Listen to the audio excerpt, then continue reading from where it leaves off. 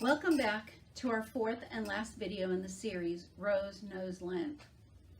This series is talking about the death and crucifixion of Christ and what does the Bible tell us.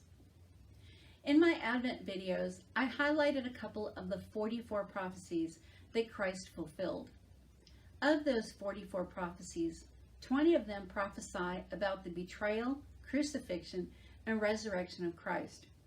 I will highlight a few of them and will have the complete list of scripture following the video. You may call the church office and request a copy either to pick up or I can email it to you. The first prophecy comes from Psalm 41:9 and Zechariah 11:12 and 13. Psalm 41:9 reads, "Even my good friend, the one I trusted, who shared my food, has kicked me with his heel, a betrayer." And Zechariah 11:12 and 13, "And I said to them, if it appears good to you, give me my wages, but if not, then stop. So they weighed out my wages, 30 shekels of silver. The Lord said to me, put it in the treasury. They value me at too magnificent a price.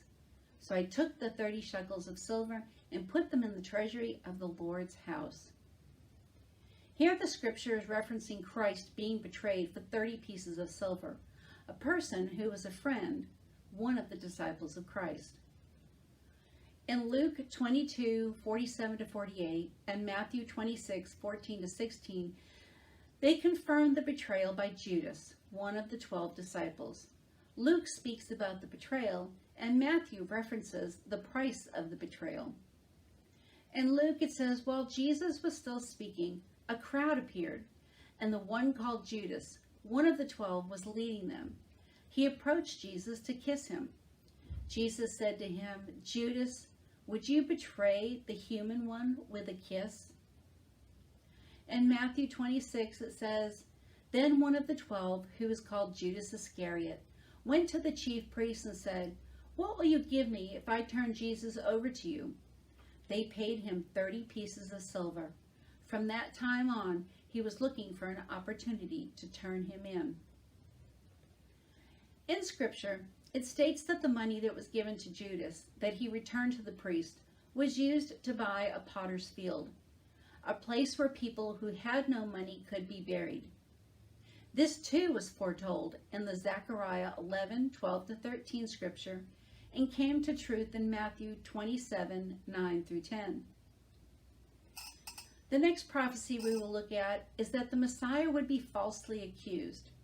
We look to Psalm 35:11 for the prophecy and Mark 14:57-58 for the mouth got a little tongue-tied there.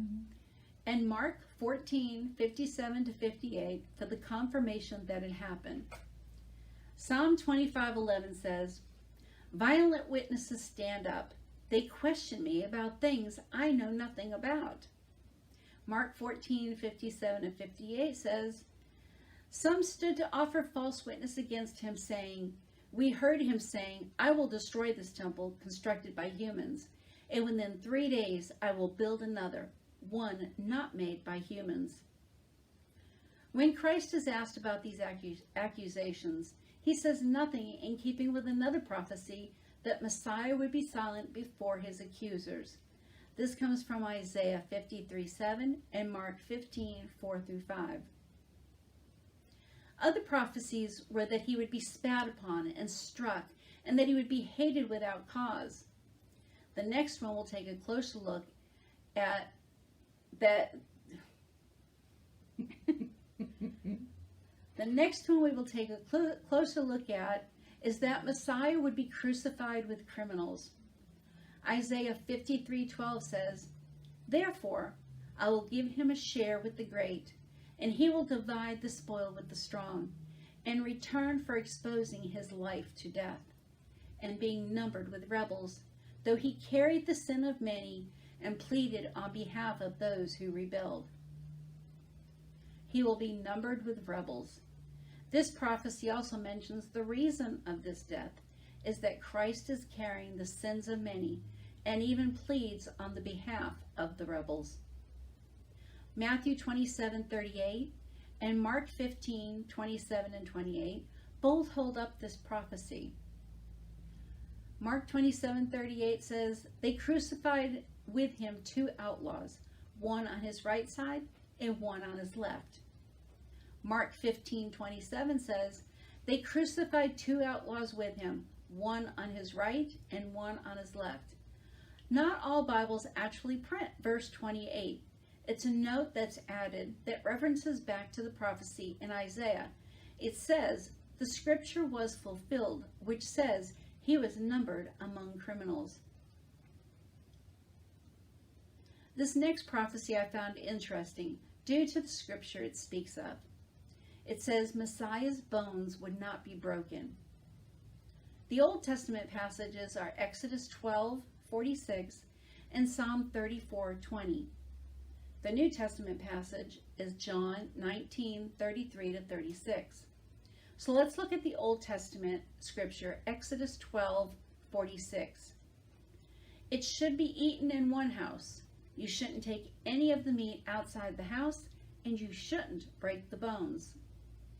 Alone, this passage is talking about breaking the bones, but you need to read the whole passage of scripture or you lose the context that the Lord is instructing them on observing the Passover. So here's Exodus 12:43 through 47. "The Lord said to Moses and Aaron, 'This is the regulation for the Passover. No foreigner may eat it. However, any slave who has been bought may eat it after he's been circumcised. No temporary foreign resident or day laborer may eat it. It should be eaten in one house. You shouldn't take any of the meat outside the house, and you shouldn't break the bones. The whole Israelite community should observe it.'" The lamb that is used for the sacrifice should not have its bones broken. Jesus is our sacrificial lamb. In Psalm 34:20, it again refers to broken bones, but here is 34:19 and 20, which elaborates a little more. "The righteous have many problems, but the Lord delivers them from everyone. He protects all their bones. Not even one will be broken." Our New Testament scripture, John 19:33 to 36, supports that the prophecy was upheld. "When they came to Jesus, they saw that he was already dead, so they didn't break his legs. However, one of the soldiers pierced his side with a spear, and immediately blood and water came out. The one who saw this has testified, and his testimony is true. He knows that he speaks the truth, and he has testified so that you also can believe. These things happened to fulfill the scripture. They won't break any of his bones." The last scripture we will look at is not about Jesus' resurrection. It is about Messiah being a sacrifice for sin. The Old Testament scripture is Isaiah 53:5 through 12, and New Testament is Romans 5:6 through 8. This is a little long, but it speaks volumes as to what he was prophesied to suffer and why he suffered it. Isaiah reads, "He was pierced because of our rebellions and crushed because of our crimes. He bore the punishment that made us whole. By his wounds we are healed. Like sheep we had all wandered away, each going its own way, but the Lord let fall on him all our crimes. He was oppressed and tormented, but didn't open his mouth. Like a lamb being brought to slaughter, like a ewe silent before her shearers, he didn't open his mouth. Due to an unjust ruling, he was taken away, and his fate, who will think about it? He was eliminated from the land of the living, struck dead because of my people's rebellion. His grave was among the wicked, his tomb with evildoers, though he had done no violence and had spoken nothing false. But the Lord wanted to crush him and to make him suffer. If his life is offered as restitution, he will see his offspring. He will enjoy long life. The Lord's plans will come to fruition through him. After his deep anguish, he will see light, and he will be satisfied. Through his knowledge, the righteous one, my servant, will make many righteous and will bear their guilt. Therefore, I will give him a share with the great, and he will divide the spoil with the strong, in return for exposing his life to death and being numbered with rebels, though he carried the sin of many and pleaded on behalf of those who rebelled.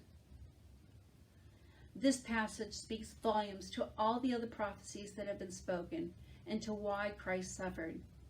It is the most in-depth prophecy we have looked at. It starts out very straightforward in verse 5. He was pierced because of our rebellions and crushed because of our crimes. He bore the punishment that made us whole. By his wounds we are healed. By his wounds we are healed. No greater love can we know than that of someone laying down their life for ours.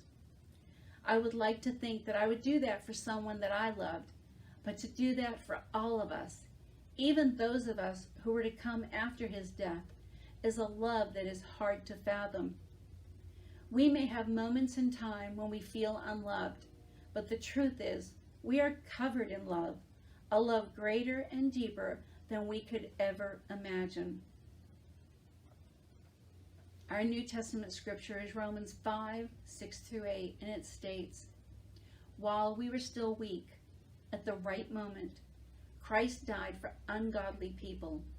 It isn't often that someone will die for a righteous person, though maybe someone might dare to die for a good person. But God shows his love for us, because while we were still sinners, Christ died for us." God shows his love for us, because while we were still sinners, Christ died for us. A great way to end our series for Lent, a reminder that God shows his love for us. He continues to show his love for us each and every day, if we just but look for it.